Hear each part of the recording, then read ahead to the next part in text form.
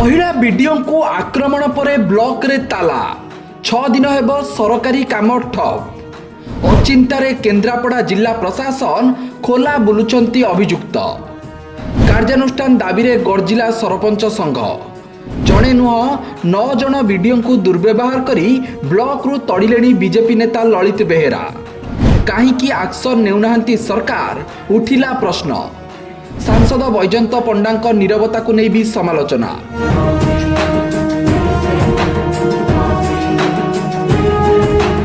केन्द्रापड़ा जिला राजनगर ब्लॉक रे महिला बीडीओ को बीजेपी नेता आक्रमण घटना को 6 दिन पूरी।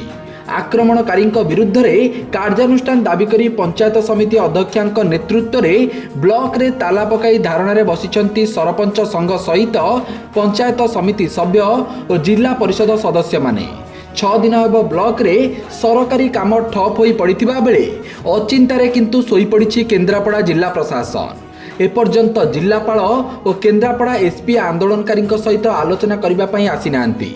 घटना परठारु वीडियो तिलोत्तमा पृष्टि अनुपस्थित थिबा बेले आक्रमणकारी विरुद्ध रे कार्यानुष्ठान पई केन्द्रापड़ा ओएस संघ दाबी करिबा और पंचायत समिति अध्यक्षा थाना रे एतला देबा परे मध्य पुलिस रो तदंत आगे पारु नाही।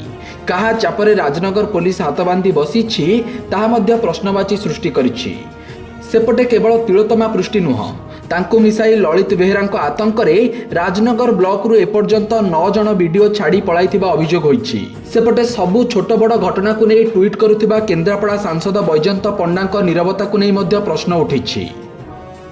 आपण जानिछंती आज घटना घटलानी आज 6 दिन धरी गोटे राजनगर ब्लॉक रे गोटे महिला वीडियो तिलोत्तमा पृष्टि को जो मारात्मक आक्रमण करछंती जा फरे कि राजनगर समग्र सभ्य सरपंच एवं जनसाधारण माने आतंकित अवस्था रे अछंती। कि बीजेपी रो जे विधायक पार्टी जो ललित कुमार बेहेरा से जो अभावनीय घटना घटैछंती ताकू आमे निंदा करछु। एवं आम जिलार जे सांसद अच्छा माननीय वैजयंत पंडा महोदय किंतु ये विषय कौन पदक्षेप नेउना कारण सी सब प्रत्येक कथार ट्वीट करती किंतु ये पर्यंत ये घटना विषय कौन जानी ना। मु आज आपण गणमाध्यम से सांसद महोदय को निवेदन करुँ किंतु जदि ये घटना सांसदीय क्षेत्र में राजनगर ब्लॉक रे अभावनीय घटना घटे किंतु कौन से निंदा करूना ना सहयोग कर सरकार थी आज जो माननीय वैजयंत पंडा महोदय किंतु ये विषय कौन से पदक्षेप नेउना। आज्ञा आज की 5 दिन हो गला आसामी की अरेस्ट करा जाऊ नाही। आम अनशन गणधारणा आसी 3 दिन हो गला।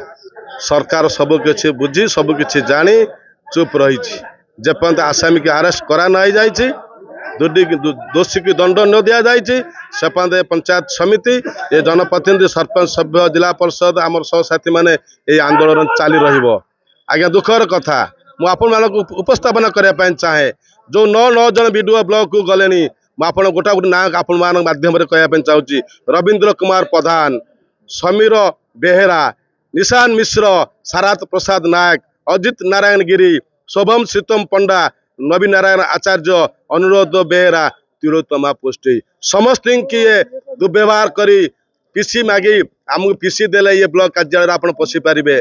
आगे आम पंचायत समिति आसीचु जनप्रतिनिधि आम आसीचु लोक आमको भोट देते आम जेहेतु जो लोक मान भरोसा देकी आज पंचायत समिति आसु आमको विकास कर दौना। तेबे महिला सुरक्षा कथा कहूथिबा बीजेपी सरकार महिला बीडीओ को आक्रमण करिथिबा बीजेपी नेता ललित बेहेरा एवं तांकर समर्थक मानक विरुद्ध रे केबे कार्यानुष्ठान ग्रहण करिवे ता उपरे समस्तक नजर। Bureau report, Satyapath news.